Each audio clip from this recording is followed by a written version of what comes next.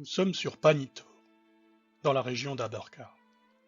L'ouest de cette région est depuis des années un point de friction entre deux puissants empires. À l'ouest, l'hégémonie de Basilea est le plus grand état humain de Mantica, une théocratie au service des Célestes.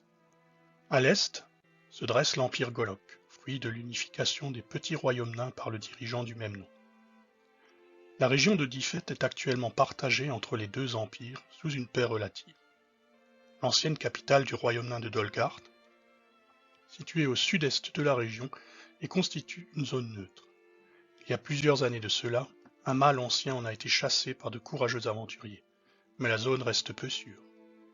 Au nord de Dolgard, le petit avant-poste de Dunkaraz tâche de survivre dans cette nouvelle frontière, évitant les ruines maudites comme les tribus gobelines hostiles situées sur les plaines. Il est sur le point d'être le théâtre de terribles événements. L'alarme vient en effet d'être déclenchée. Les morts-vivants ont été repérés et s'apprêtent à fondre sur le village. Le capitaine des Rangers Grunlac a rassemblé tous les hommes valides pour faire face à la menace. Un hurlement déchire la nuit tandis qu'un immense loup-garou fait son apparition.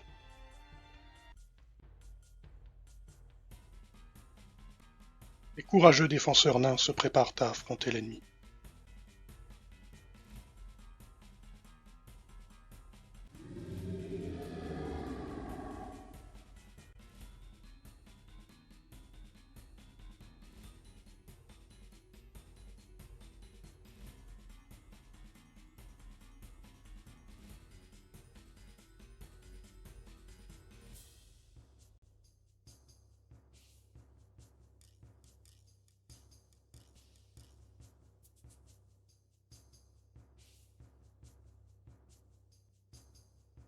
Les miliciens et les Rangers prennent position de part et d'autre d'un bosquet. Au centre, les fusiliers de la milice se positionnent derrière une clôture, sous les ordres du capitaine Grunlac. La bombarde, quant à elle, ouvre le feu par un tir en cloche sur le terrible loup-garou.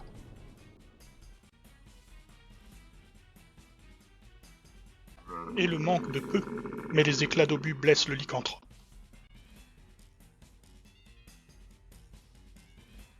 L'immense créature bondit vers la place centrale. Derrière lui, squelettes, ghouls et d'étranges chevaliers en armure noire déferlent sur l'avant-poste.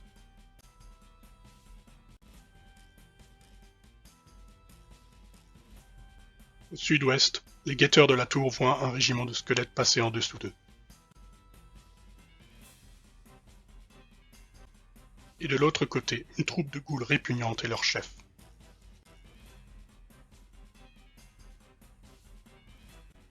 Ayant l'expérience du combat contre les morts-vivants, le capitaine Grunlac identifie bien vite la menace que constituent les chevaliers en armure. « Ce sont des vampires! Abattez-les en priorité! Feu !»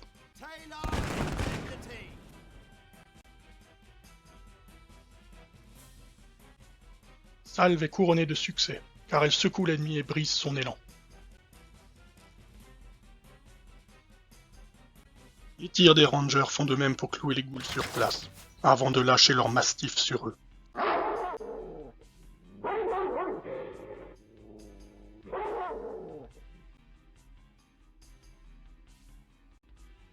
Au centre du village, les fidèles molosses des cuirassiers miliciens se jettent sur le Lycanis.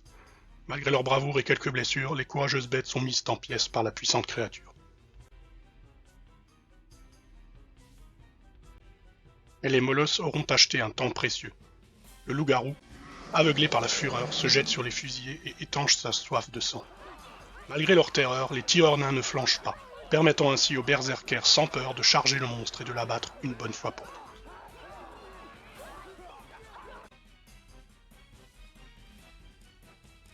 À l'ouest, la goule féroce bondit sur les Rangers, causant du dégât.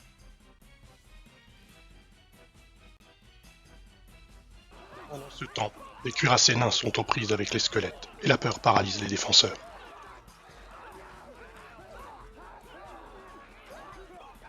Derrière le bois, les ghouls se sont jetés sur les Rangers.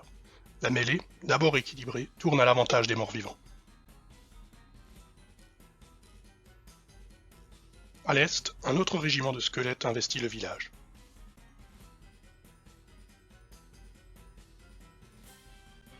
Le capitaine Grunlac tente courageusement de tenir tête aux vampires, mais il est abattu.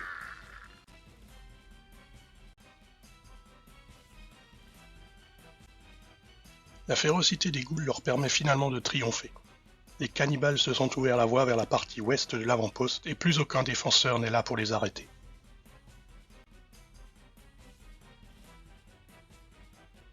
Au centre, les faucheurs d'âmes n'auront pas le loisir de se repaître du sang du capitaine Grunlac. Ivres de rage, les berserkers leur tombent dessus.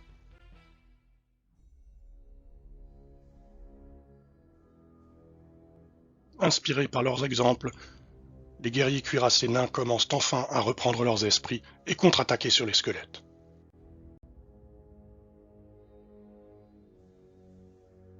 Il était temps, car la goule féroce vient de traverser le bosquet pour fondre sur leurs arrières.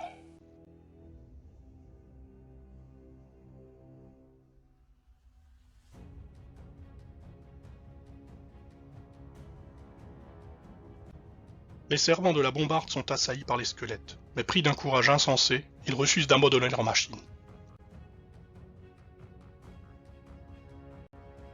Ils sont secourus par les fusiliers, qui tentent de disperser les squelettes à coups de crosse, mais ces derniers sont trop nombreux et repoussent les nouveaux arrivants qui sont ébranlés.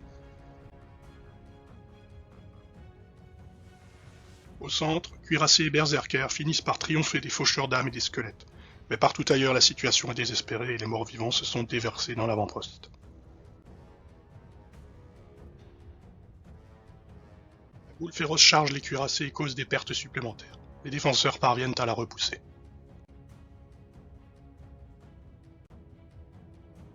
Mais les renforts morts-vivants arrivent, et les autres unités de leur avant-garde sont déjà dans la place. Avec Grunlac mort et l'avant-poste envahi, les derniers défenseurs n'ont d'autre choix que de sonner la retraite et de sauver ce qui peut l'être. Duncaraz est tombé.